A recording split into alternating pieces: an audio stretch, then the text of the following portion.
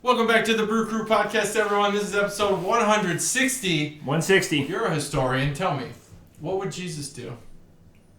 With 160? Just in general. Loaves of bread. History. Water into wine? It was rhetorical. You didn't have to answer. But yeah, probably water. Water into wine. But maybe if you bring him here, yeah. I think, I thought about this as well, and I didn't really put too much thought into it, but... No, just develop it. 2020 years ago. Yep. Well, he was 0. So let's go, 1,990 years ago. Yeah. Or so. Let's call him 18. Yeah. Let's say year 18. The Roman Empire. Yep. Was not some Neanderthalic, is that a word? Yep. Place. Like people, I think the image that people have of Jesus is like walking around these desolate places, helping people pray and do miracles. But like, he was just like it was like a city environment. Yeah, he was a carpenter. He's a carpenter. He's building shit. He's just a regular guy. Yeah. I think you put him in today's times. Say he's the Messiah. I'm not saying he's just a normal guy. I'm saying he's still Jesus. Yeah. But today, what would he do? He'd probably be the number one Christian influencer on TikTok. I mean, yeah, if you're translating his capabilities to today's terms and technology and everything like that, he'd have to definitely be an influencer, but not like in the traditional sense, like 30 years ago, not like political or infomercials or anything like that. He but wouldn't be a televangelist. Yeah, no. Because he's too genuine. But do you think, I think that wine has come a long way. I don't think he'd turn water into wine anymore. I think he would turn it into maybe something more relatable. Because wine back then was just like what they drank. Yeah. So maybe like hard seltzer. Mead. Turning water into Sorry, hard Stacey. seltzer. Yeah, that's what he'd do. Interesting. Or light beer. Light beer. Light American beer. Light American Pilsner. And he'd probably have some deals. Turn it into He'd smoke. probably be the spokesman. There'd be at least one Super Bowl commercial with Jesus. And he'd be like, if this is blasphemous to anybody, I apologize. But let's just be honest. Yeah, we're not going like Charlie Hebdo. You can't on this just or anything live. Like that. Like maybe in the year 18 AD, you could just live and not make enough money. He was a carpenter, so he had a job. But he's got to do something, so he's probably famous. Yeah. He's the Messiah.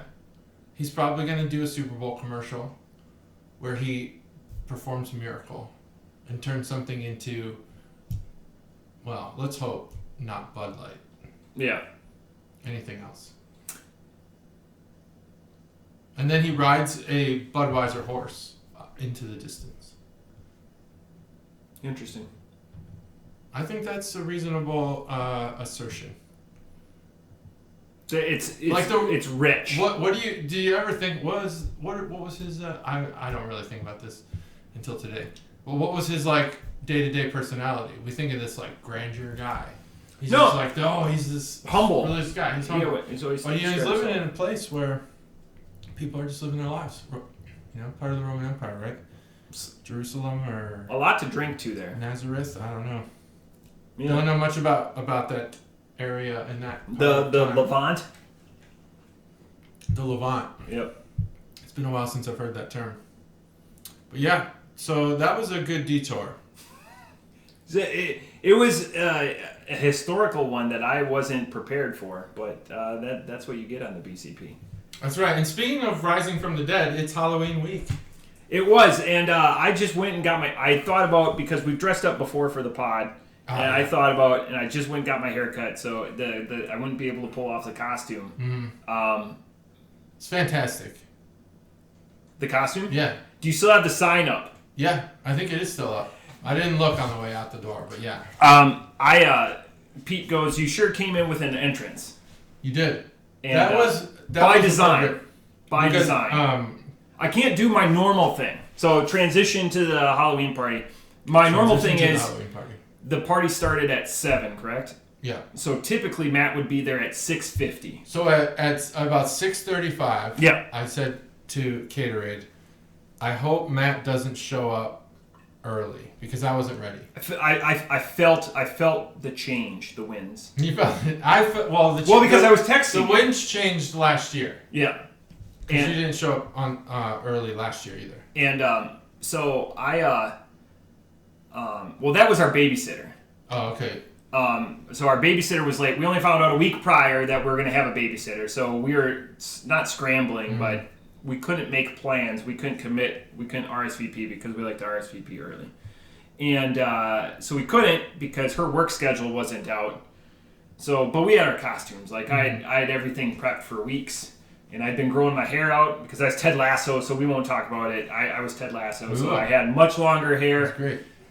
Just went and got it chopped in the last hour. And so one of the, it's not a spoiler alert. In the first episode, he sticks up a big sign that says "Believe," not a big sign. So I was like, poster board size, wasn't it? I'm going to do that. Yeah, kids smaller. construction paper. Oh, okay, yeah. Which is accurate to the size they used in the show. And in the latest episode that I've seen, because I've got 2 episodes left this season, that sign is still up. Nice. So it was hilarious. So I just came in my loud, boisterous self, and I took my shoes off to not scuff up the fine countertops. And I got up there. I put the "Believe" sign up. Yeah. For all to behold. I absolutely. And most people didn't know who I was. I could have been they marauder. did. Here's the thing that a thief. I was gonna say a brigand. Everyone there knows that I have a podcast. They didn't know who you are, and so I was. I'm kind of the quiet guy in the pod.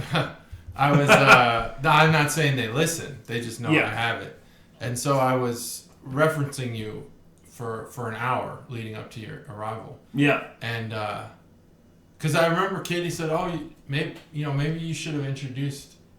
Like Matt, Steve, and Pete to more people personally. Yeah. That's probably true, but also I said Matt introduced himself. When you came in, I said to many people who were standing near me, I said, "That's Matt." It's who I've been talking about for an hour. Yeah. And it was known you were there. Were we still in your foyer at that point? Because then Nort Dog came up. It was good to see Nort Dog. I'm talking about when you put the poster up. Yeah, then I came back out. Yeah, you came back out. Yeah, to fetch something from my cooler. So let's rewind before my arrival. One, when you texted me and said don't bring anything, it's already been packed for like an hour at that time. And Kate brought stuff, and Steve, everyone brought their own. It's like I did not know. Maybe I'm the one who's doing it wrong. No, you're doing it right. I think with Pete for sure, I have inertia over for him coming to so many things. Steb's only been to one thing. But he's particular, and like his better half, she had specific stuff that she wanted to drink. So then, you can't just fill a cooler for yourself. You got to fill. This is cooler etiquette. Cooler etiquette. What do you want to drink? And then like Stacy and we agreed on the same thing. So then we just picked up seltzers on the way to have a lighter evening. Mm-hmm. But so I could see with that. I could see that with the invitee list, I didn't know a lot of the people. Mm-hmm. So I was like, how can I mushroom stamp this party? You did. I think that's a fair term. Yeah. Don't Google that. If you don't know, don't Google it. Yeah, don't Google that. That's not Google safe for like Chuggalo Mom. I got a hug from Chuggalo Mom through Chuggalo Nicole. Mm-hmm. That was awesome. That was tip top. Because I believe she genuinely hugged your sister and was like, Give this one to Matt. Give this one to Matt. That's true. I'm sure they did. I'm sure that's exactly how it worked. And my cat. Cat wants a part of the podcast. Yeah. Yeah. So it was interesting because the invitee list has grown on our side. So our original the original Halloween party. Yeah. And the few that came after that were people that we were mutually friends with. Mostly, almost entirely. I think I'm the OG. Yeah. I'm the OG Halloween party. And Nort Dog. And Nort Dog, yeah. Yeah, because that picture popped up of us up in Canada. Yes. It was me, you, Nort Dog, Jen, and Rachel Ray. It was the five of us. Yep. That was it. And we're all flicking off. And so now It's you and Randy Orton are the OGs. Were you fooled at all by my text messages? No. I tried to run through the reasons from... I tried to pull out of my box of tricks. It would have worked had we not talked about it previously. Something came up. Because Cobra couldn't come. And so it wouldn't have been the first disappointing news I'd received. Yeah. And then I texted him. Maybe I shouldn't have said this. I said, this is the worst news. I said something like, this is the most terrible news I've received in a long time or something like that. Yeah. And he never replied. I said, I hope everything's okay. And that was it. So hopefully you're okay. I haven't felt a disturbance in the force, so I think he's still solid. Yeah. I've had a note to text him the article that Aaron Boone was extended. Yeah. Because it's relevant to our friendship. Yep. I keep forgetting to do it. That's the thing about these damn reminder lists. So I have some beer related questions. All right. For your party, because you're bearing the lead. One, JT had a cooler that was filled with $400 in beer. No, it wasn't. I'm not joking. $500 in beer. Yeah, it was 500. No, it was 2 30 cases of Busch Light and one. That's all that was in the pack of cooler? Truth. I thought I saw people pulling money stuff out of there. Did other people use it? This is what I'm saying. People brought fucking beer. Like everyone. But didn't bring their own cooler. Beer. They just brought like a case. Yeah, they're like, oh, I got this. This is weird etiquette. Oh my god, we're and bearing the lead. I always show up with a cooler. Yeah, this is a good thing. I don't. So I did put in the invite what I'd have swill, and it's always going to be Busch Light in my house. Yeah. And I think generally people are fine with that. Now the one person who dressed as Steve Irwin, he brought an entire case of Foster's as part of his costume. Nice. You can't beat that. Yeah, that was great. But then Pete had craft beer. Steve had craft beer. I don't think you put anything in the cooler. And then a few other people were. But I saw people pulling out money, and I was like, "Holy shit!" For my parties, I target people. I don't throw it in there because I know I like suggesting things. Mm-hmm. So then it gets my foot traffic up, and I'll bring out some money stuff. But I was sitting there kibitzing with Stev and Peter and the missus, and I was like, man, people are pulling out $20 beers. And I was like, that fucker JT. $20 beers? No, I'm just throwing. I actually had a beer set aside to drink with you, but we didn't get to it. We'll drink it later. But it was the Blind Pig. Have you had that? Blind Pig. Yeah, no. Russian River. No, okay. God no. Not that one. But I've had Blind Pig or one where, if we're talking the can art. We had Blind Pig. I think it was Blind Pig or Dumb Pig or something on from a brewery called that. But I have a Russian River Blind Pig that I've been earmarked. The other thing, so, with parties and beer and everything, drinking games ensue. Mm-hmm. One thing I learned about the JT Halloween extravaganza and beer pong is you don't have house rules. I don't.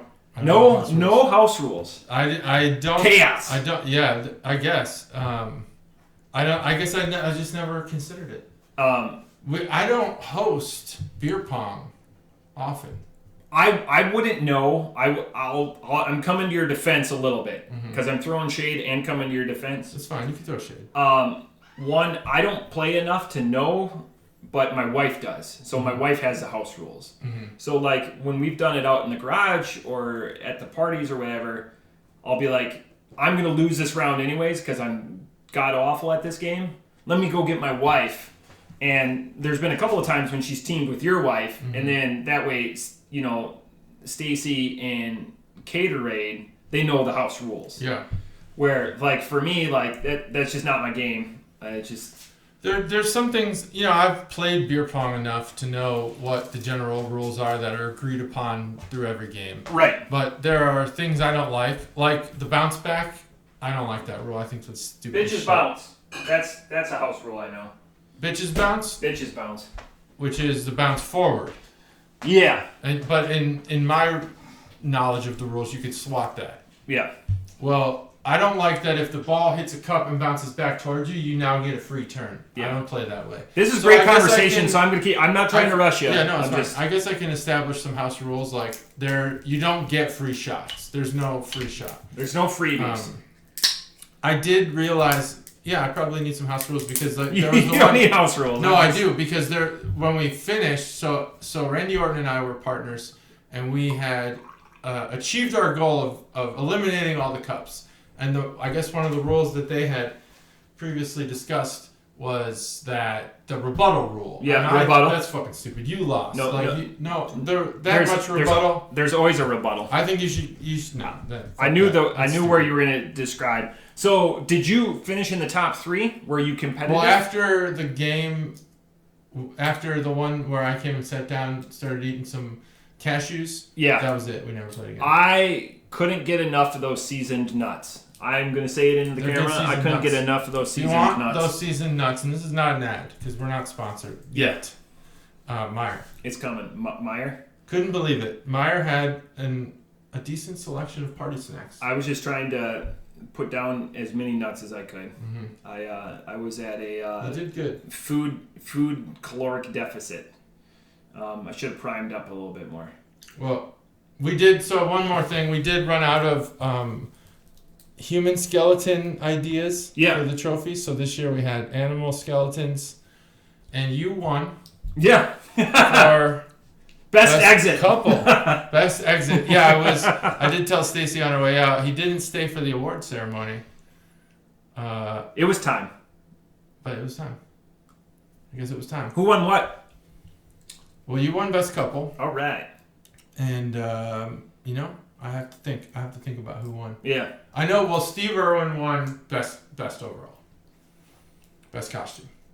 Yeah, he played the part. He brought the beer, and he had the accent. If you're gonna have props, I was working on my Ted Lasso accent, but it wasn't working. And I appreciate him winning. I appreciate new people winning. So Steve won, or Stev won, best homemade. Stev, that's awesome. Okay, go ahead. Because I have some overall comments. So Stev won best homemade, which I'm glad he won because of the effort he put in. He should win. Which is the lingering issue with my wife losing the Christmas bow sweater contest. The effort was just through the roof. So he won. Yep. Steve Irwin won best overall. You won best couple. Let's see. Randy Orton won something, but I can't remember what it is. And then Randy Orton. Can I say this about Randy Orton? Biggest drop off. Biggest drop off, hands down. Biggest drop off. Hands down, biggest drop off. Now, I don't know if they maybe were saving it because they have another Halloween party to go to this weekend. Yeah. I'm not sure if they were maybe cheating us a little bit and saving it or if they're going to be the same. But what we should have had. I said it, so I'll take the we could have had cringeworthy because that. Like, I know that Lynn, well, Randy Orton and Lynn are much more affectionate in public than Gatorade and myself, but that costume was like high school PDA cringe, but I loved it. Not an embarrassing and not like in a Randy Orton you suck kind of way. It's like you nailed it, because that's the reaction. If you thought you were gonna get any other reaction, they were double stuffed Oreos that fit together. That's what they were, so everyone can know. If you were expecting anything other than cringe, then you didn't really have the right mindset for that costume. But if you did, then you did have the right mindset and you nailed it. Fantastic. And, my sister won Scariest. That's a dumb category for an adult Halloween party. Scariest. She won it because she was an actual scary character.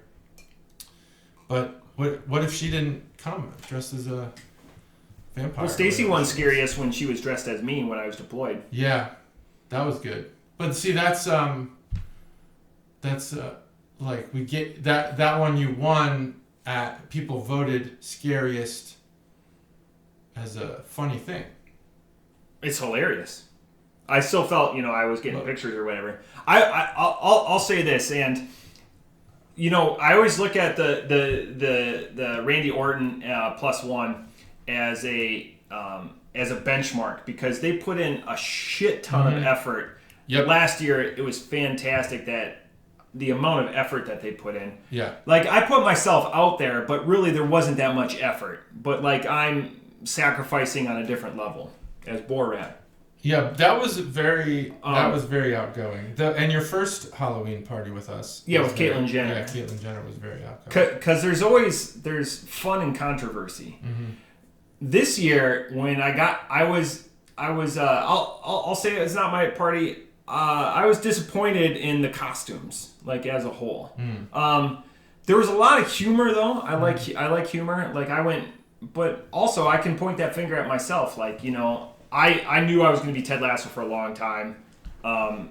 After I started watching the show, and it just worked out. I had people that were trying to like help me out with my costume in Minnesota that were like, "Hey, we'll sew this all for you," and I was like, "No, I'm just gonna do it." Yeah. Like I should have actually had a V-neck. There's a couple of things that I pointed out myself, but I was like, I'll make it happen. I just can't do the accent. Sustained while drinking. So it would have been great if you did. I believe me, I tried.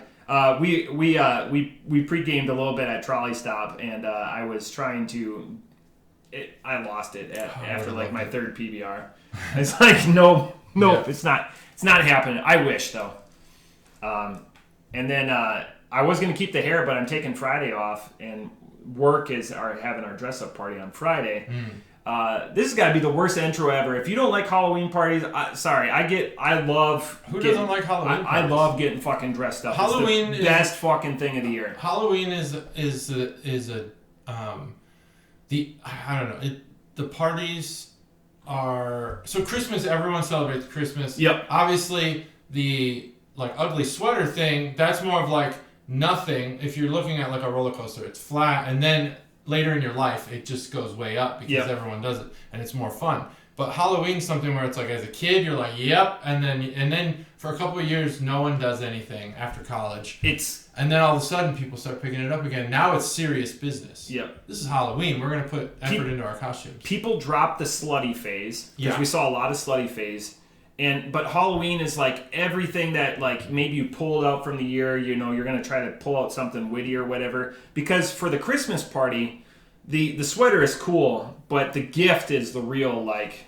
The gift exchange? Like the real like rib joke. Yeah. Like, yeah. That's at least how we've been treating it. Yeah. So it's like, oh yeah. And that's where like the creativity that, you know, on Halloween you have the one outlet, you have your costume. Where in Christmas it's like a 20% your sweater, 80% the fucking gift. Yep. So at least that's and in our case, the fucking gift, literally. Yeah, or not, 90-10 or whatever. But it's fantastic. Like just the amount of fun and shenanigans and chicanery and all of that, and just everyone giggling and you're seeing people that you like and enjoy being a little different. Oh yeah, outside the box. You're putting a facade or a mask on, and then alcohol is a force enabler with that too. Yeah, it is. Plus, charcuterie, strong. I talked it up to Pete. I go, I said this, I can say this now.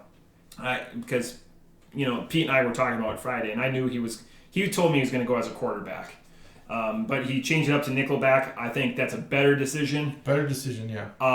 And I go, Pete, the one thing you need to be prepared for, because he asked me where I was going to park. I was like, I don't know where the fuck I'm parking. On the street. Dumb fucking question. And when he gets to this in like 6 weeks, he texted you. He asked where to park. I said on the street in front of the house. Fucking. He was the first one there, and he'll always be the first. If I can make another trophy, he was also the last one to leave. That's Pete for you. Great party guest. So the beauty is with that is fuck. Now I forgot what I was gonna say. I know it was gonna be poignant with. Pete.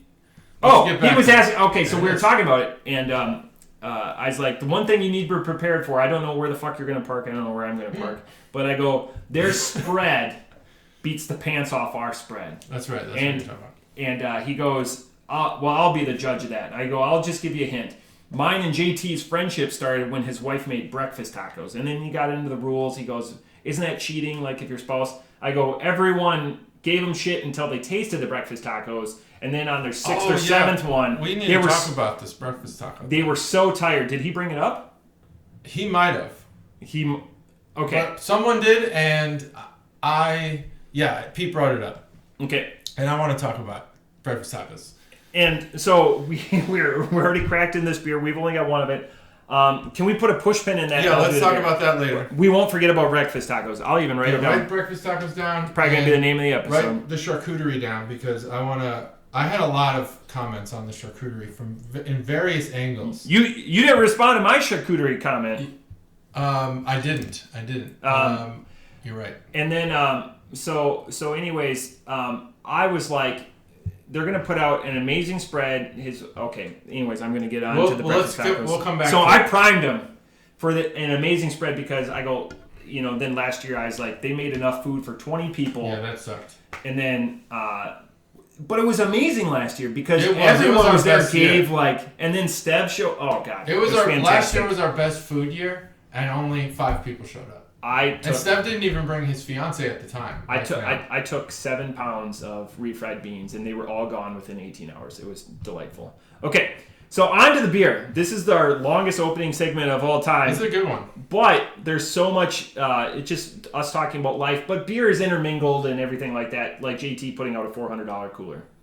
All right, So this beer is brought to you by Chuggalo Mikey. This came in the now BCP famous Christmas brick box. Whoa. This was a Christmas beer from last year. Beer, So this is an aged beer. This is Odell 180 shilling, and it's their 2019, so it's been aged in my cellar. This is a Scotch ale or a wee heavy. This chimes in at 9.6, so JT and I are sharing the 112-ounce bottle. Odell, it's the first time we've had them. They've kind of they've been around for a long time. I'll get into that, but they're out of Fort Collins, Colorado, so the rich microbrewery state as far as lineage and history of Colorado. You can find out more about them from odellbrewing.com, and I want to go into a little bit of their history. In 1989, they started. They're 100% employee-owned. The beauty of their website is it's no gimmick. It's just great color and great order to it. Brought to you by Simply Steak. If you're going to get robbed, instead of a camera system or anything like that to ward off would-be intruders, just put a couple of steaks out. They're going to take those instead and leave your valuables alone. That you can find out more information at simplysteak.com. Oh. So anyways, going back to the website, great call on the... you always got to have sponsors. You got to have gimmicks. We got sponsors here. Unlike me having gimmicks, this website doesn't. Doug Odell, which is fantastic that this brewery is actually named after him. Yeah. He started in the 70s in California at Anchor Brewing Company, which makes the abhorrent beer that's Anchor Steam. Californian Commons are automatic drain pours. And then he traveled around the country till they ended up in Fort Collins, because in the 80s, that's where like the microbrewery industry was. And 90 shilling is the beer that they are most known for. That's like their Truth, their Liney's Original, whatever, their Miller Lite. And so they doubled it down, and that's with the 180 shilling. And again, this is the 2019. This is like an annual release for them. And it ages well because it is a Scotch ale. It won't mature anymore, but the flavors will just ruminate a little bit more in the bottle before you pop the bottle. So that's what I have for you on Odell 180 shilling 2019. Cool. Well, I'll get into it then. Here is the Can Art Boner segment. Brought to you by Chuggalo Mom still. Oh wait, Chuggalo Mikey. No, Mikey, yeah, because this is a gift. I was not thinking that. This beer did not get smashed by the Christmas brick. If you're interested in you're listening audio and you want to see the bottle, it's at minute 29. 29:12. So, this is the Can Art Boner segment brought to you by Chuggalo Mikey. Odell, this bottle has all of the signature trappings of a annual release. This can art. Yeah. It is shiny. It's on top of a muted, but what appears to be, I guess, elegant paper. slate in color, I would say. Slate. Yeah, slate. It is a. So my wife and I are debating whether or not we should fall into the new wallpaper trend. You know how it's coming back with mullets. Have you? I'm gonna invite you to any of my son's baseball games, anytime you want. Send me the schedule. The mullets are back.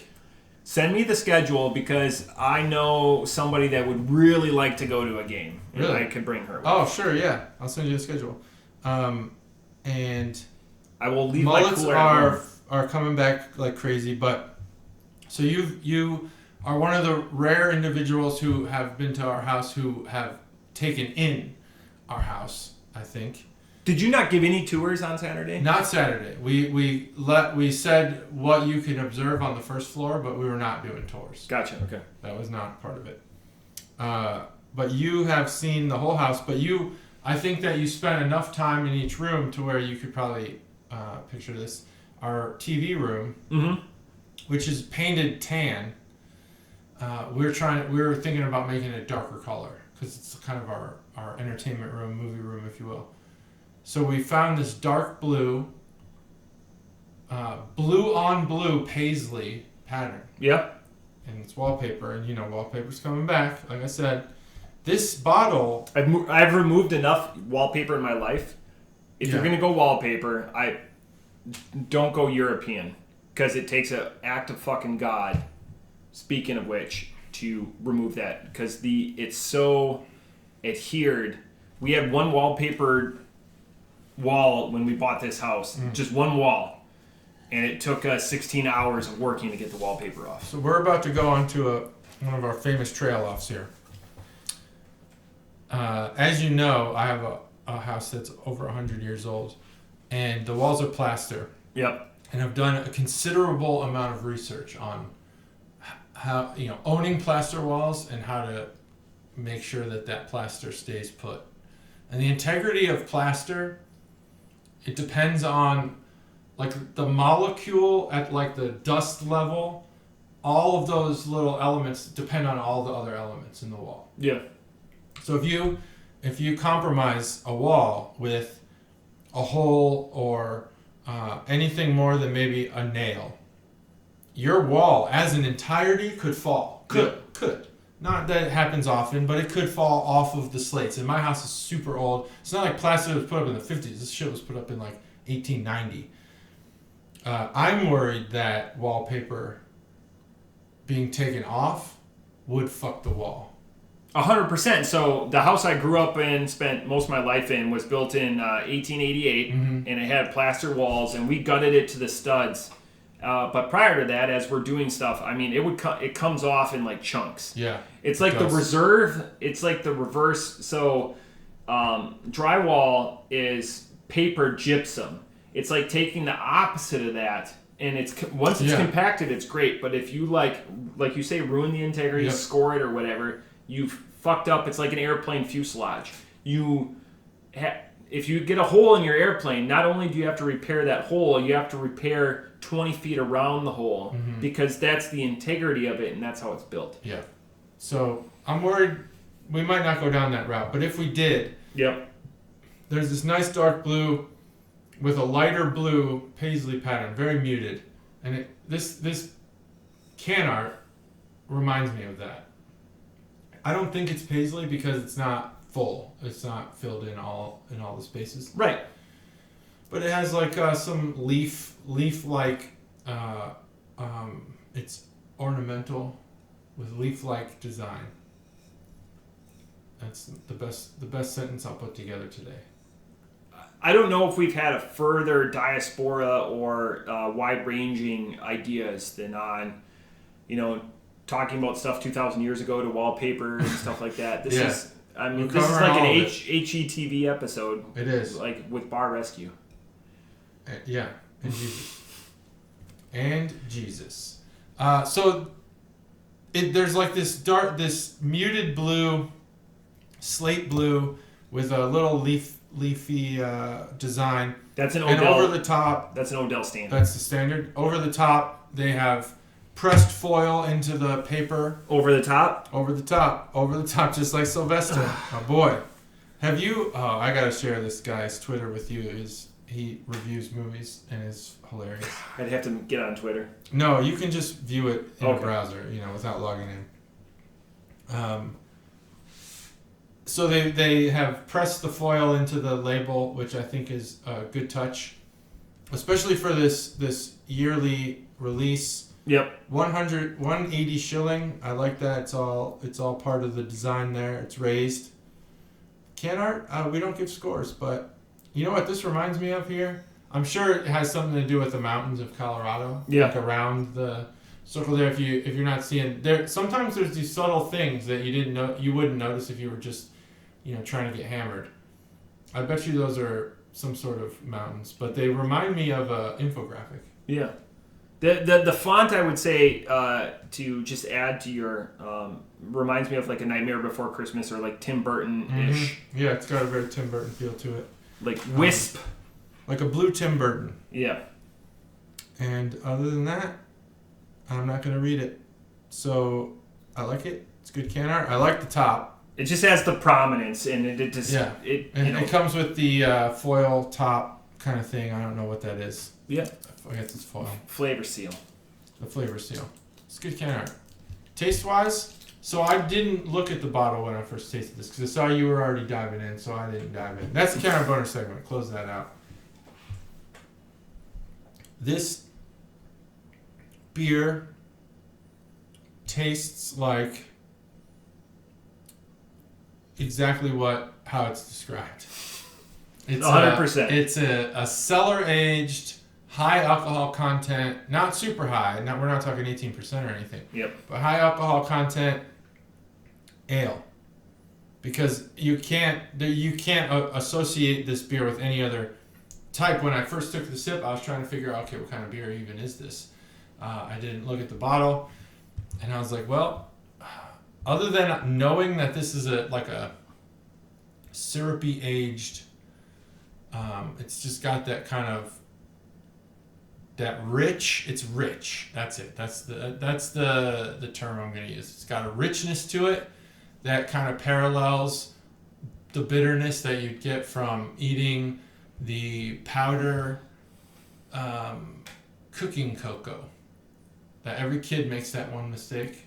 Oh, I want that chocolate. Shit. I want that. I'm going to eat that. I'm going to put it in my milk and make chocolate milk, and it's baking cocoa. It's got that bitterness to it. Not in a bad way. There's a little bit of sweetness.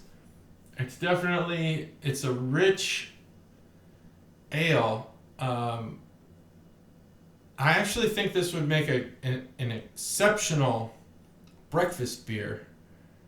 I don't know that I have much to back that up, other than when you said Scotch ale. Every time I hear the word Scotch ale, my first thought is Scotch egg. Scotch eggs, yeah. Which I fucking love. I'm right there with you. And I think this would be a great pairing with a Scotch ale or a Scotch egg and this beer. They'd go well together, and then I think you could have yourself a nice breakfast and drink this beer. You'd be good for the day. I do like this beer. I don't know that I can taste the effort of an annual release like this, and the pageantry on this can art kind of gives it a little bit of appeal that I didn't taste. So I'm not going to ding them for that, because can art's never a part of the score. But I think there's something not unique about it. There's nothing unique about it, but it's very good. I'd say for its alcohol content and its style, I'm going 4.0. Holy shit. JT, you're... I always write my score down ahead of time just to keep the integrity Yeah, he does. of the podcast. Off the top rope, I gave this a 4.0. I'm going to be apt with my description. This feels... By the way, I would pair this with a stew. Something hearty or whatever. Something on like a cold... Part of why I picked it. This is the only cellared beer that I picked for the next couple of weeks. Everything else I just went and got. It's got a calculated prominence and balance to it. I feel like it is balanced. That's a good way. I feel like everything that went into this isn't a fly-by-night. This is something that they've built over a long period of time.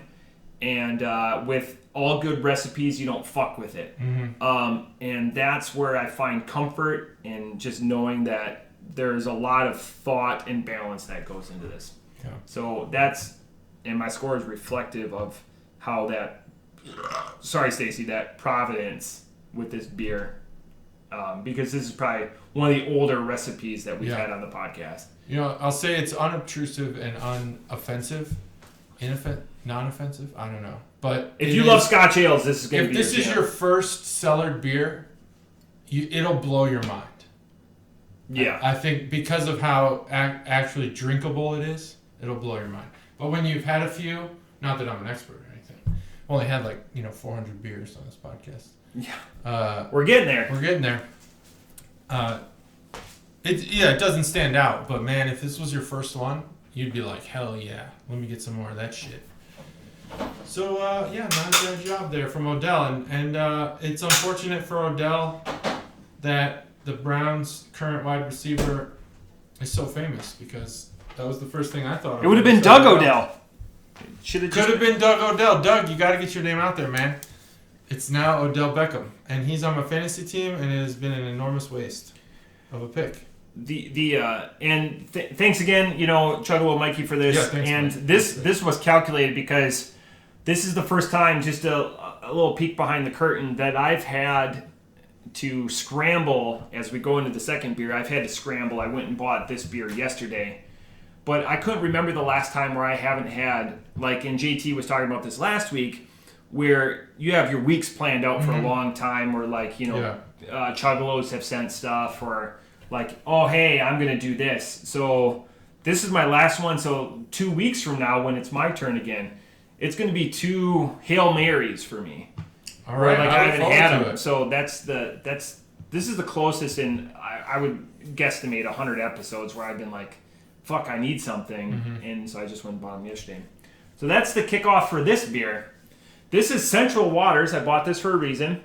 Brewing Company's Peach Bellini. Peach Bellini. And there's one aspect of this beer that's going to surprise the Chuggalos and people that know what I drink. This is a New England-style IPA with peaches. And it should surprise Chuggalos for 2 reasons. One specifically. But 2. And JT, can you guess those before I go into Central Waters? And we just had them on episode 142, but that was before I covered. There's 2 aspects of this beer. 2 aspects of this beer that will surprise people. That I picked this. This is my submission. I think because it's from Wisconsin and it's in New England? Okay. That's not 2. That's one. I'll give you the New England. Okay, but not that Wisconsin's brewing New England's. Right. What's the best Well, I think about this other one. What is the best New England IPA from Wisconsin? I can't tell you that. What's the best West Coast IPA from Wisconsin? Oh.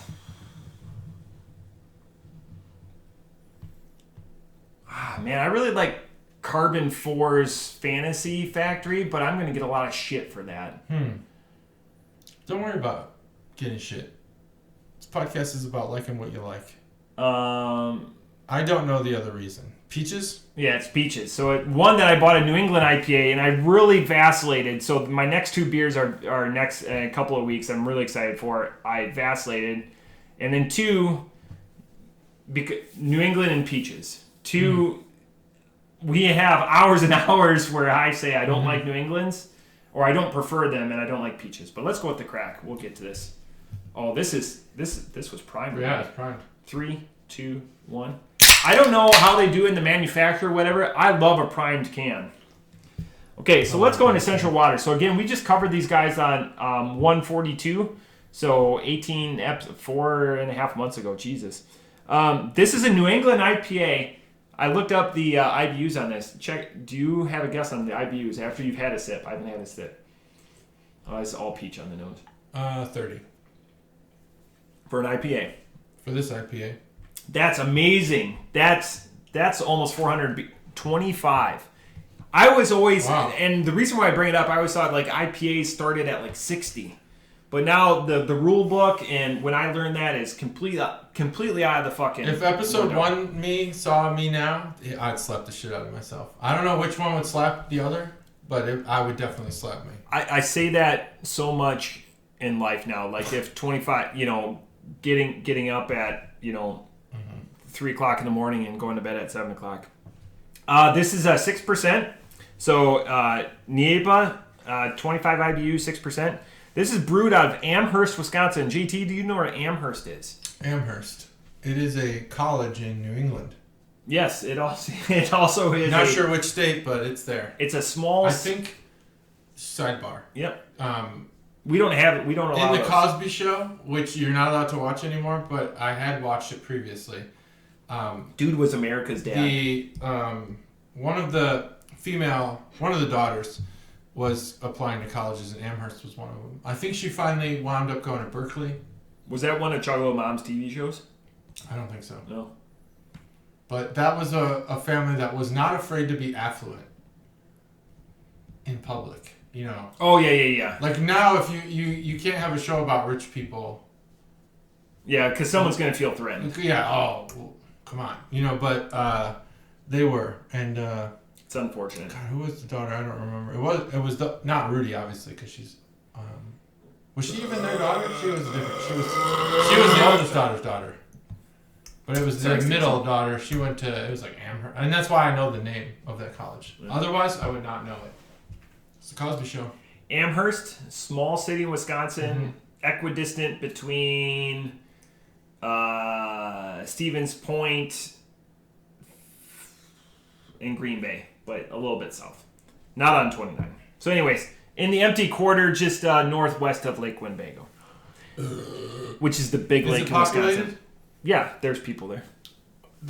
Is it? No, a couple thousand. Oh. It's not big. It's not a metropolis. Okay. The beauty is you can find out more about them at centralwaters.com. What you're going to walk away when you go to their website is they're all about sustainability. It's like beer. It's like, look at us be super green and do all of these things. Oh, and by the way, we make beer. So it's kind of like a role reversal. I like hearing that. I'm all for like solar power and Teslas and all that stuff. But like, you make beer and then you're green instead of the opposite. But that's pretty cool. Everything's local. They pride themselves on most of their energy, 65% of their energy coming from solar arrays, which is awesome. Ale, sun, earth, and sky is like their tagline. Wow. Ale, sun, earth, and sky. And the reason why... Captain Planet. And the reason why Central Waters is so sought after outside of Wisconsin is because they're nationally recognized for their bourbon barrel-aged beers. Oh, interesting. And while they've never been a hit on this podcast, they've won multiple gold medals for their big stuff. Anything that's aged, because they have such a great program and a great lineage and history with other breweries or whiskey makers and all of that to like, hey, can we get your barrels? And then they put their product in it. It's fantastic. Some of their like ho-hum stuff isn't as lauded as what their barrel-aged and bottled stuff is. I'd try it. I'm always willing to try it. And the first thing that I'm proud to say that, and I'm glad that GT said that, is they do have a craft beer club. Do they? So you can join the Central Waters Craft Beer Club, and you'll get so many, depending on what level you're at, so many Central Waters products. Oh. And the reason I bring that up is one of the guys I'm probably going to be drinking with here in a couple of weeks, he's a big Central Waters... I've Chuggalo Seth, even though he's at well over 8,000 beers now. He's a big Central Waters guy.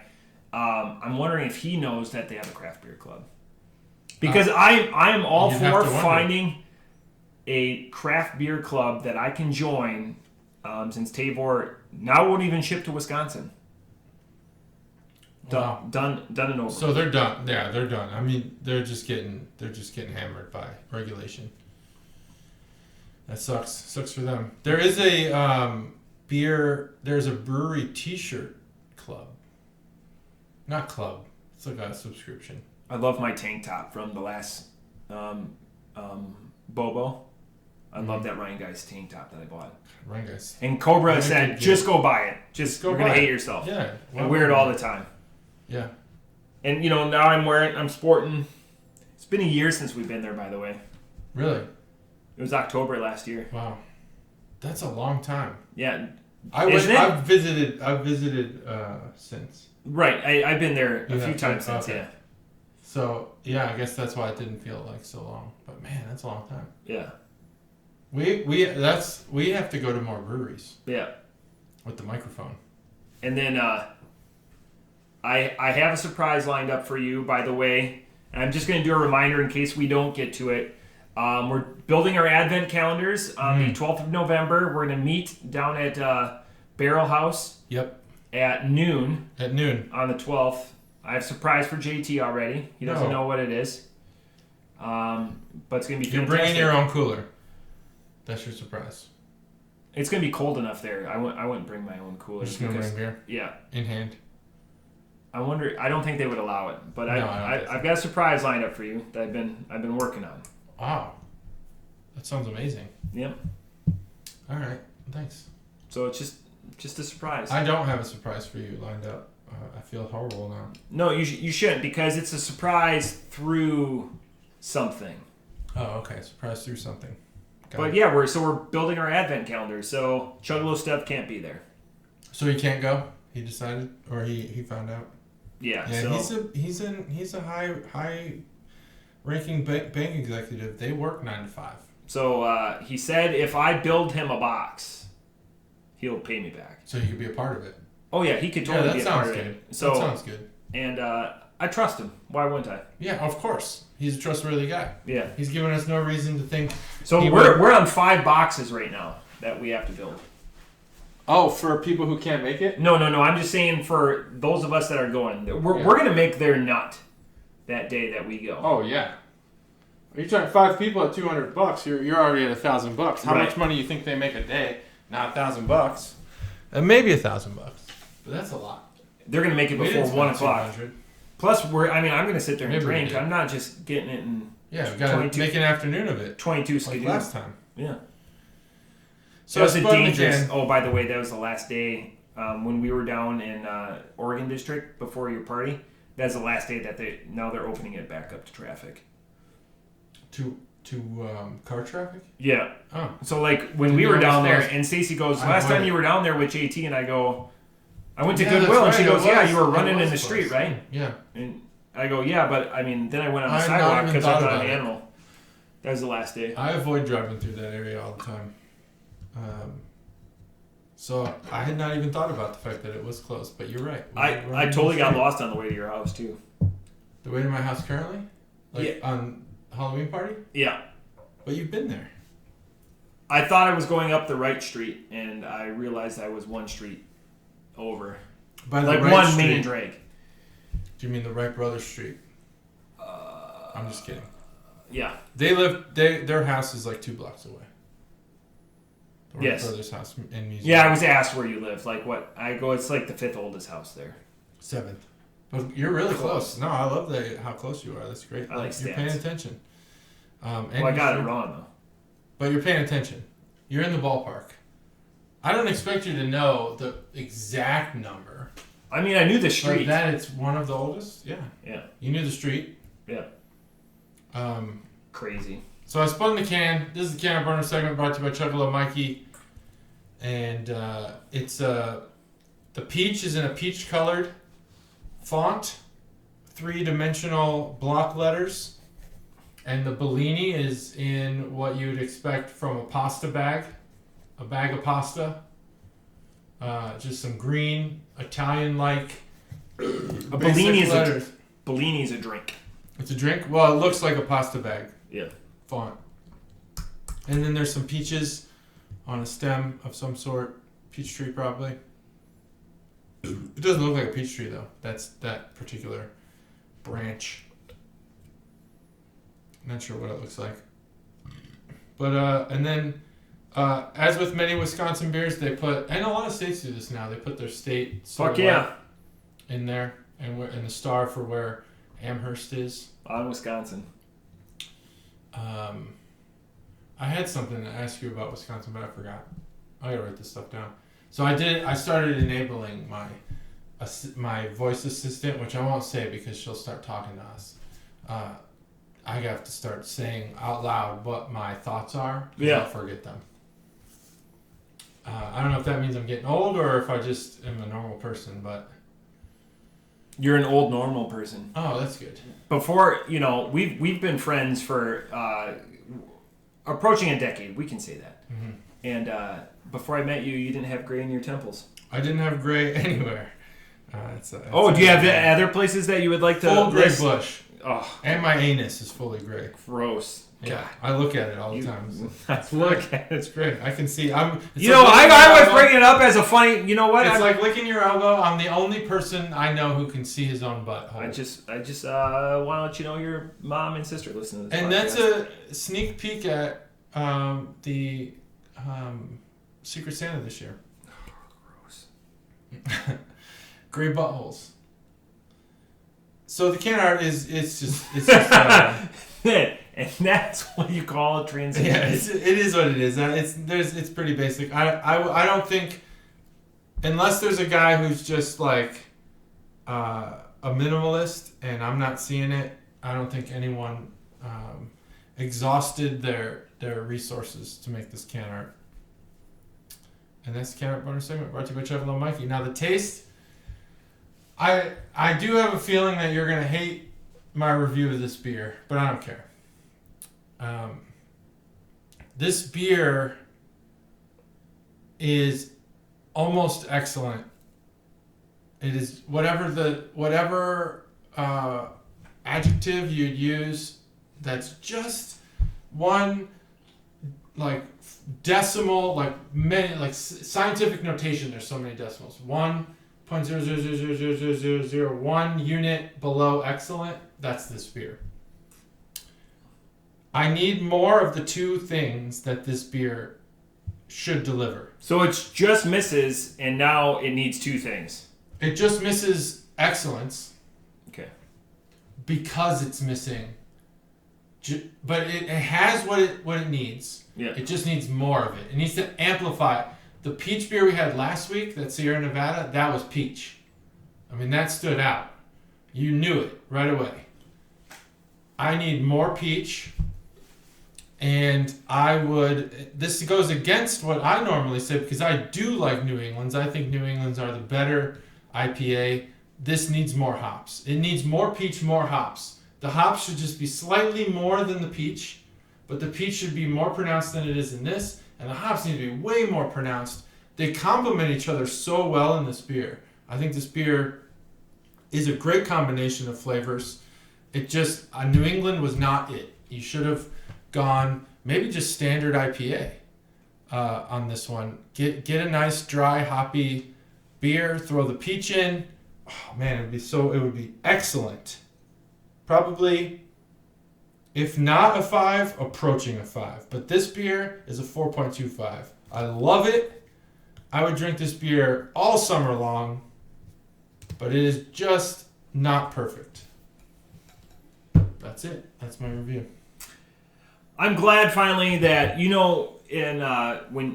what happens when you swing together. Remember when you're in elementary school? You become in sync like Justin Timberlake. Yeah, but what do you tell the person next to you, Timmy or you John? Turn in, they're swinging at the same time. You say, "We're twins." Yeah. So Twinsies? So when I was growing up, is get out of my toilet.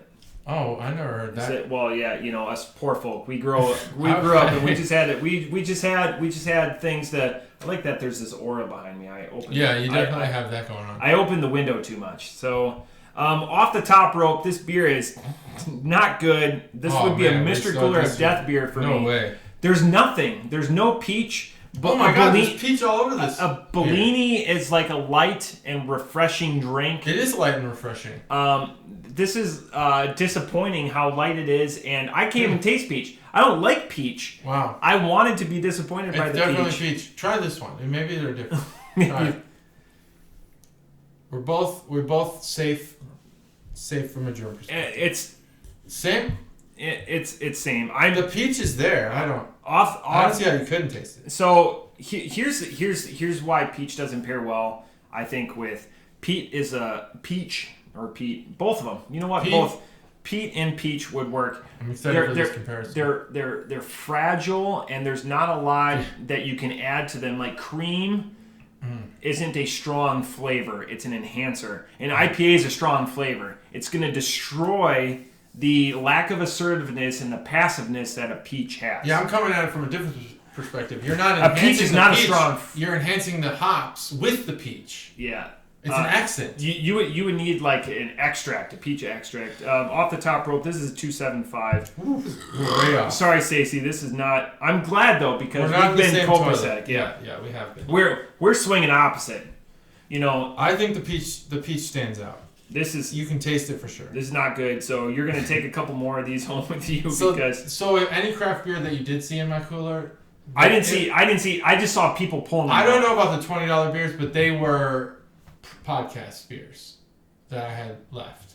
I just saw I saw people pulling out 120-minute beers. No way you did. What else did I see? Now someone did open my Wellers, which is fine. I left it out because I said this is all shared. Someone opened that like right behind where I was sitting. It was sealed. You had a bunch of bottles. Yeah, I do have. And some someone Wellers. opened your Wellers. Yeah, it's fine. It was to be shared. But I wish someone would have come to me and said, We're going to enjoy a glass of Wellers. Would you like to have a glass of your own Wellers?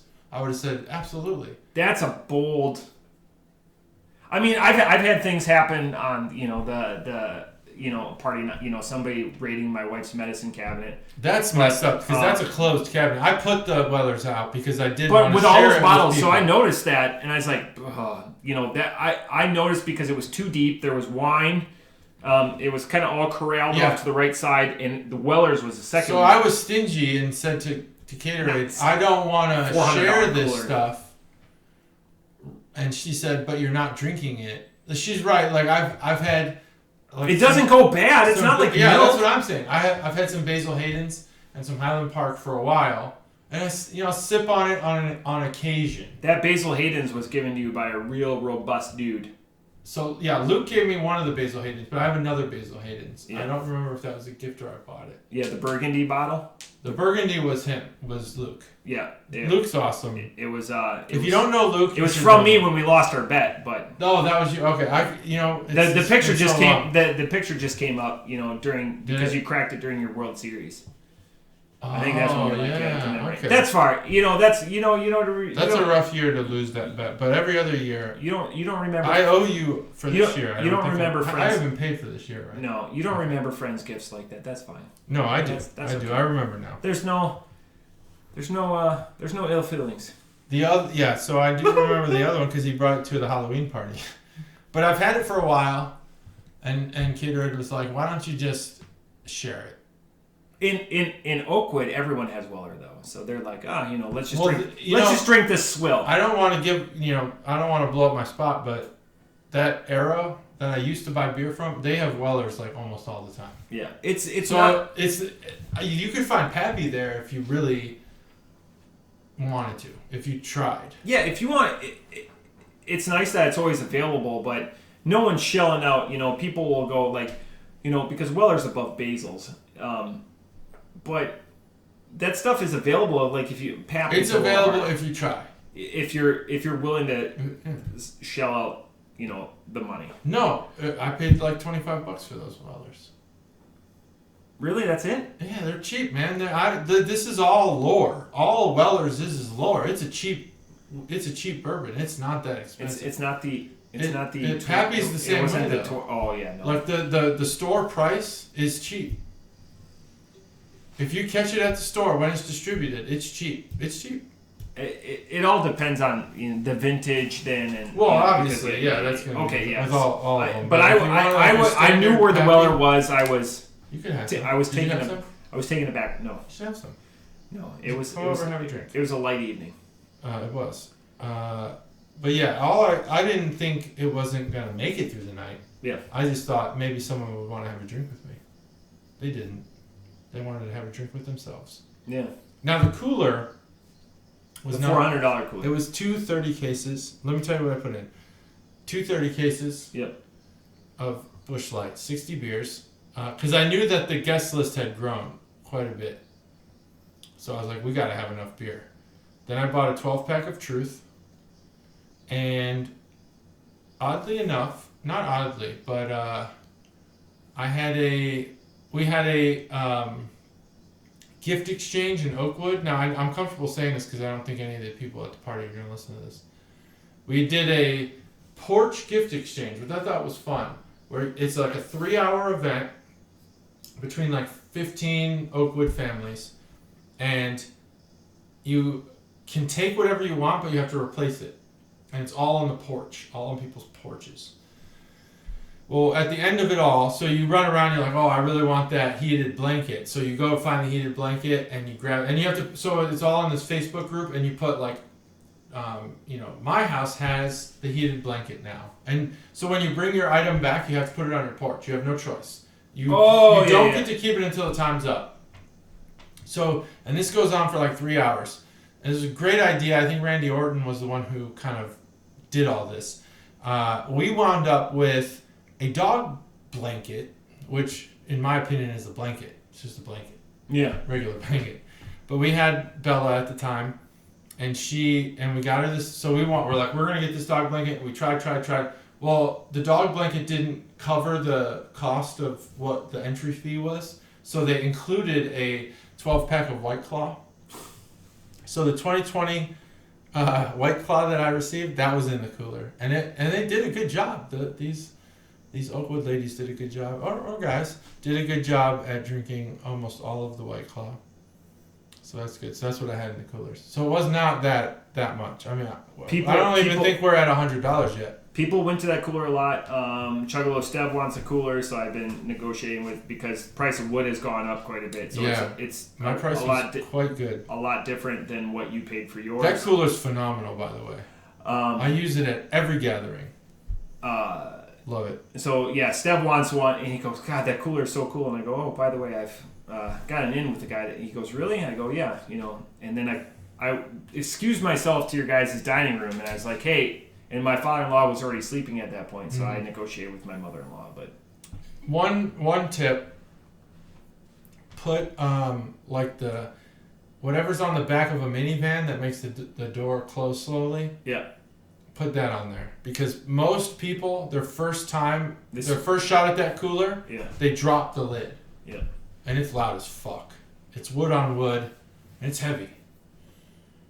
That's the only suggestion I would have. But that cooler is, hands down, it is better than any Yeti or Coleman you're going to buy. It is the new standard of party coolers. And it has a fucking bottle opener on it. It's awesome.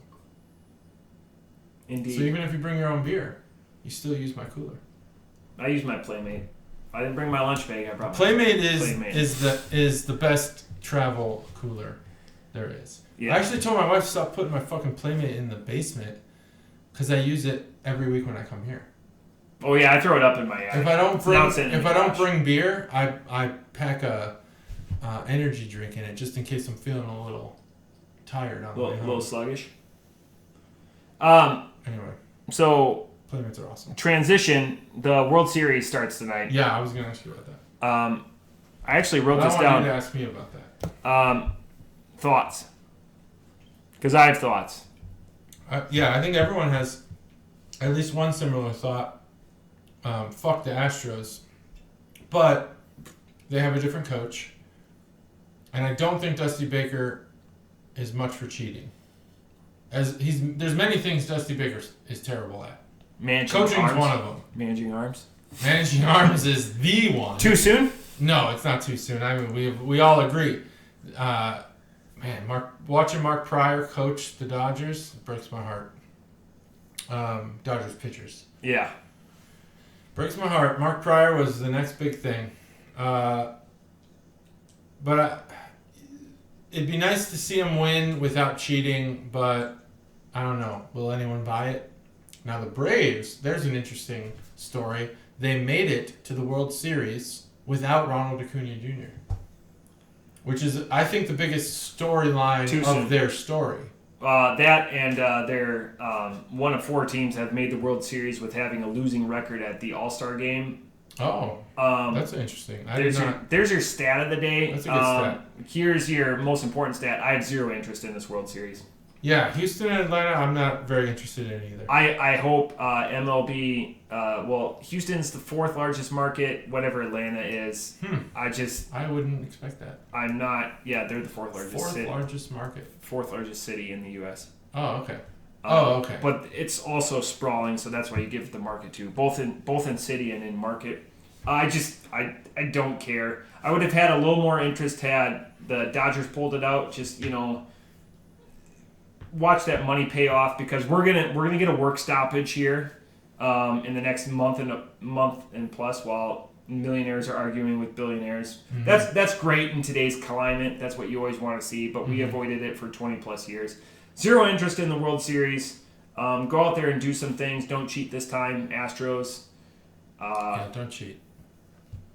Yeah, less than zero interest. Our predictions. I'm glad we didn't have either team.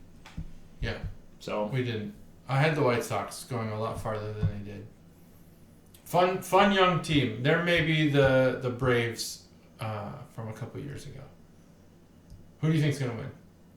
I know you don't care. Who you got? One team's pitching's better. One team's hitting's better. I'm gonna go with hitting on this one. I'm gonna say Astros in 7. Okay, Astros in 7. I just think the Braves pitching now is just. I mean, they shut down the $400 million lineup. Mm-hmm.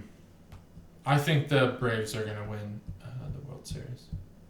I don't know in how many games. 6. I think 6. So we're opposite.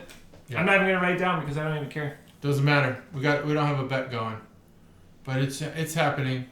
Who of the teams that aren't the Brewers, what would you have liked to have seen from the playoff teams this year? What would have interested you? The Dodgers in the NL, and God, do I go with the Rays again? I like seeing the David versus Goliath. I feel like the story. That's just the Red Sox would have been great again. The Red Sox would have been such a good team, fun team. Yep. And you can't put that on your bias against New England. That's a fun team to watch. Yeah, because they're a banger. I really wanted to see Kiki play the Dodgers because every time the Cubs played the Dodgers, Kiki Hernandez, fucking guy no one even knows. Yeah. Just always was on base, and I'm like, who the fuck is this guy? And why does no one talk about him? Well, it's because he sucks unless he's playing the Cubs. Well, now he's like on fire. Dude was incredible during the playoffs. Like the Giants versus Tampa Bay would have been great. Like neither team should have been there. Again, there's. I'm sad that it's over because I miss fantasy baseball and just baseball so much. Just as like a fan participatory sport. Mm-hmm. But I need you to bring up breakfast tacos again. Yeah. Were you prepared, or are you glad I wrote it down? No, I was thinking about it. First, I'll just finish the charcuterie. People made comments about the charcuterie. I'm not saying that it's not deserved, but what were people's comments? Due to the house that I live in, people were making remarks. Not a lot of people, but some people were. Were these Oakwood people or us? Yeah, they were Oakwood people, which surprised me. They were like, "Oh, charcuterie! Oh, whoa, what a party!" They kind of giving me the whole snooty thing, but I was like, one, I'm not snooty, and two, charcuterie's like potluck for people who like have a little bit of extra money to spend. There's something for everybody. You can find something to enjoy on a charcuterie tray. You got crackers, you got meats, you got cheeses, you got fruits, you got vegetables, you got dried fruits, you got nuts, you got all kinds of stuff. Yeah, sweet, savory. You've got all of them. Got it all. Like really if you don't find something you like, well, you don't like food. Yeah. So I think charcuterie. The taco bar is obviously gonna work. Because there was always people in front of the one part of your kitchen. Was the charcuterie the only offering that you had? Mm-hmm. Okay. Yeah, it's not like did you feel like a million things. Did you feel like negative or like there was shit, or do you feel jaded? Like what went into your calculation for the charcuterie board? Because there's a lot of like party people. Well, we've done it before. Yeah. So it was popular the first time we did it. Yeah. And So you Caterade enjoys, the culinary, like, visualization. Yeah. That a charcuterie. Sure, fucking easy to clean up too. Hell yeah, it's easy to clean up, and the leftovers aren't like trash. Right. Like you leave nacho cheese out all night for a party, you can't use it the next day. It's hard to. But there's the charcuterie stuff. I ate all the grapes the next day and had a bunch of strawberries, had some cheese and crackers. Like there's some pretty good leftovers there. Did you feel like it was well received? It feels like I think it was well received. But there were comments that were like, oh yeah, come here and you get charcuterie. It's like, wow. I thought it was a good. Interesting that it came from the Oakwood people. Yeah. You know. Yeah. If I'm gonna throw out, because you're not going to, if you're gonna throw out stereotypes, you know. Right. The Oakwoodians are the people that the charcuterie restaurants are made for.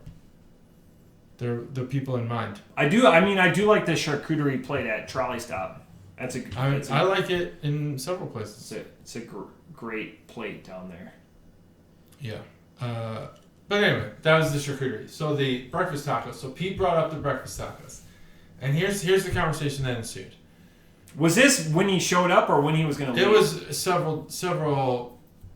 Because what time did he leave? I don't even know. He left, I don't know either. I didn't look at the clock. Midnight, 12:30 maybe. Oh, okay, so he was last to leave though. Typical Pete. So we got to talking. I think it was early in his time. It might have been the later times because Katie was talking to us too. Here's the thing about the breakfast tacos. All this time, I never thought this was a joke on me. I never thought that people were laughing at me. I thought it was like, so I didn't recognize that until Saturday. I had not recognized that the fact that Katie made the taco shells was like a thing. I 100% know that's false. I know I brought it up immediately. 100%. But I didn't know. But I just never. I guess I never. There's only one other person there. Everyone liked these taco shells. I didn't know that it was always like, oh, you didn't help. Because I did help make the breakfast tacos. Someone had to make the eggs and the bacon and stuff. Yeah. She made the taco shells. That's kind of her thing. She makes the taco shells. So was Pete giving you shit, or you feel like... No, he was just like informing me that maybe I have had it wrong all this time.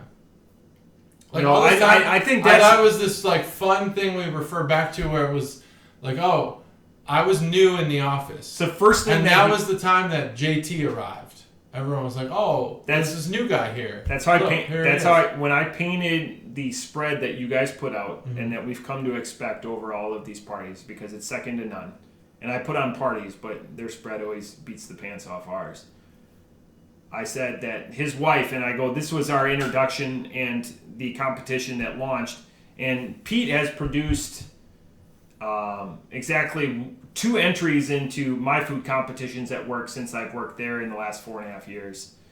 And as a single dude shows up, like for a chili cook-off last year, showed up with nothing. Single dude. Doesn't have a wife, doesn't have kids, nothing like that. Has all the fucking time in the world and just does the, oh, I forgot. Pete, check this out at 118 because that's shade on you. So he misrepresented what I thought because his first thing was like, whoa, isn't that cheating because she made them? Mm-hmm. And I go, all of us thought it was funny. And then we ate the tacos, and then it was like there's no shade. No, I made so people forget that the theme of that week that competition was bacon. I made the bacon and the eggs. Yeah. She made the shells. I needed her help. There was no way I was gonna get it done in time. Now I will add that was the only time that I felt any camaraderie and any accomplishment on a potluck. Because the following few times, so I made shepherd's pie. I was going to say shepherd's pie. By myself. And no one ate it. She did not help. I made a pasta salad that was like, ranch inspired, just kind of like a summer pasta salad. Vegetables, pasta, ranch seasoning, all this other stuff. And I did not get a pasta salad and boil the fucking noodles. I cut the vegetables and shit. Anyway, 2 times in a row, shepherd's pie and that, no one ate it. I took the whole fucking thing home. The shepherd's pie only had one piece missing. It was the piece I took when the potluck was going on. I was like, fuck this. But that taco potluck, this is the first one, 2014. it was the only time that I felt, I think in there, the chili cook-off and everything, I felt like, wow, people are actually trying to put the effort in. That's the one that Borma won. The chili? Yeah, he won that chili. Yeah. The first one. Yeah, I don't remember. Because he was still active duty then. But I tried to participate as much as possible. Yeah, he was active duty. Yeah. These are just the things I remember. I remember the important things. Yeah. So the time. So all this time I thought everyone. I don't know. I guess I never thought people were laughing. I thought they were like, "Wow, those are good tacos." No one laughed. Everyone enjoyed the tacos. Yeah. Is that how? I didn't know that people thought that it was like a problem that I didn't make the taco shows. No, that's what he brought up because I said that his wife, and I said to Pete, in fairness to him, I said, your wife made the tacos. You have to, well, she didn't make the full tacos. She made the shells. But he delivered it differently, which made me have a whole new realization about that whole, like how I remember that day. Yeah, and his, Grant, we've been drinking. You've been listening to episode 160, the BCP. Yeah, you have. But at that point, he'd been drinking a lot, too. So and it was just a brief interaction. Yeah. He is so quiet at work. Like I feel like I have to.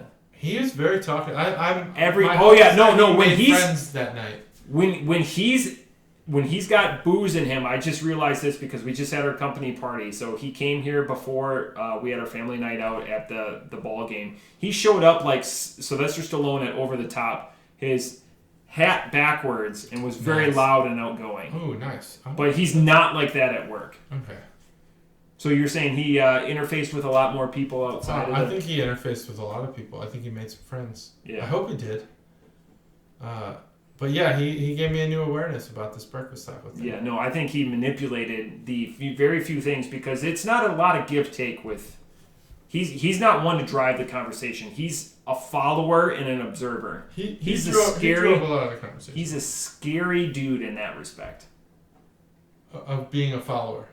Of being an observer, and he's not going to bring anything up. He's just going to sit there and he's just going to quietly Yeah. Like tips and tricks. You're never going to get a tip and trick from him. Never. He's not gonna put himself out there. That's a risk. He'd play a decent interrogator. Yes, 100%. Because he's just gonna sit and listen. He's just gonna be the portly fellow that just listens and just and then add in eventually. Jolly. The silent approach. You'd be surprised at how often it works. It's frustrating as shit. Mm-hmm. Yes. Some people just can't handle silence. I'm one of them. 100%. When you have a microphone in front of you, you can't do that because we're like the #1 rated Dayton-based beer podcast. Yeah, I just we can't have dead air. There's always things to talk about. I feel like there are. Otherwise, people are calculating. Yeah, it might calculate out in the open. There's always something. No to talk secrets. About. There's always something. I've been in situations where I've been like, oh man, I don't know what to say next. Yeah. But I don't know why I get in that situation. Probably because whatever I'm thinking about at the time is politics or sports. And people don't want to talk about those things. Bring it up. I don't care. All right. Here we go. You ready? Yep. Nope. Not happening. That's it. Episode 160. Thanks for joining us. Sometime soon, I think we need to do the Mystery Cooler Death. Not sure when. We'll figure it out. Bye-bye. Bye.